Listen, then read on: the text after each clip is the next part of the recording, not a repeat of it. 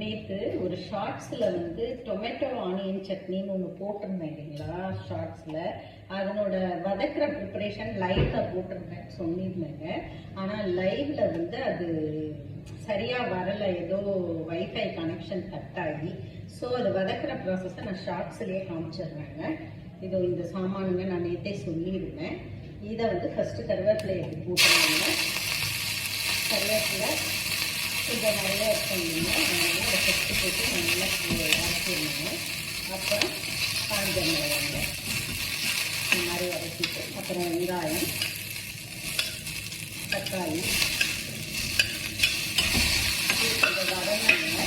இது கூட பூண்டு ஏன்னா பெரிய கஷ்டமான விஷயம் இல்லைங்க, இருந்தாலும் நான் பிடிச்சிக்கிறேன். ஏன்னா சொல்லியிருந்தேன் இல்லைங்களா அந்த வதக்கிற ப்ராசஸ் பண்ணுவாங்க.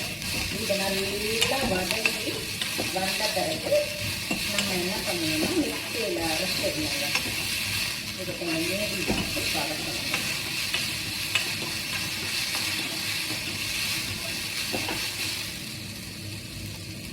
இப்படி வதக்கணும்னா என்னுடைய இது வந்து நல்லா வதங்கி வருங்க. அப்புறமா இது வதங்கின பிறகு ஒரு ஆயில் போட்டே வதக்கணுங்க. அப்போ தான் நல்லா வதங்கி வரும்.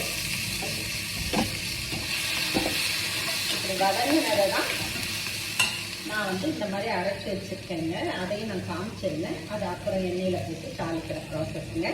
டொமேட்டோ சட்னிக்கு இந்த மாதிரி தாங்க வதக்கணும், பார்த்துக்கோங்க. இந்த லைவ்ல சொல்கிறேன்னு சொல்லியிருந்தேன், அது லைவ் கரெக்டாக வராததுனால ஷார்ட்ஸில் சொல்கிறேங்க. செஞ்சு பாருங்க, சாப்பிட்டு பாருங்கள்.